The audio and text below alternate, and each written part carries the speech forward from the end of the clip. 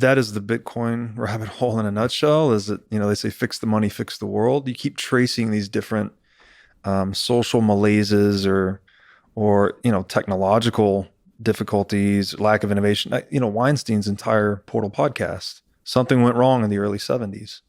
We went off the gold standard in 1971.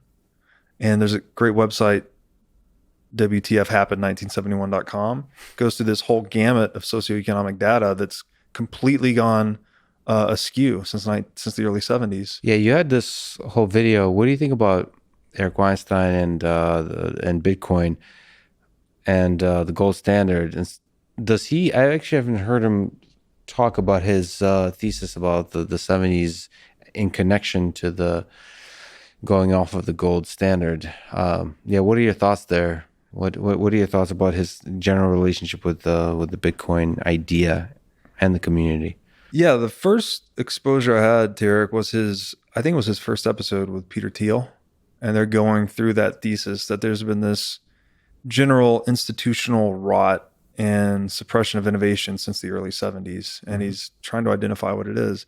I don't think they ever pinned it on the money, on going off the gold standard.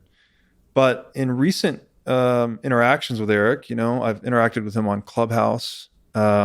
We recently released an episode of the show I did with Chris Espley, and it was titled Dear Eric Weinstein. So we're going through his worldview that he's expressed in the portal and tying it back to the money in different ways. And he's engaged. Eric retweeted the show. We've exchanged some messages. He's been very open-minded. He's asked some really good questions. So I get the sense that he's approaching this very wholeheartedly. He does bring with him his existing worldview and his existing theory. The one that really blew up was gauge theory. They got really popular. I don't know a lot about gauge theory. I actually messaged Eric and said, I want to learn more, genuinely, because, he seems to be serious that needs to be considered in the sphere of money. And so I want to learn more about it. But I think overall it's great. It's great to see an intellectual heavyweight of his caliber gravitating towards Bitcoin. Yeah, he has some gauge theoretic conceptions about the world broadly, but also about economics, which ultimately boils down to just a set of mathematics, which allows you to more effectively reason about the world. And he has a certain set of views there. So it's fascinating to see him grapple with it. I think he's also kind of like all of us, grappling with the idea of what is Bitcoin in this world. It's a very young technology, and it's unclear exactly how the ideas of the past fit with it. Yeah. Integrate, how the two integrate together. And so it's interesting to explore, not just Bitcoin, the particular. So for me, like what I've always saw Bitcoin as from the beginning, from a narrow worldview, is computer science, which is where I come from. And so I wasn't almost aware in the social, political, financial aspects of Bitcoin. But now I see that there's not just power, but there's fascinating ideas to explore on that side of things. Not just the computer science, not just the technical details, but the political, the socioeconomic, the philosophical. Yeah.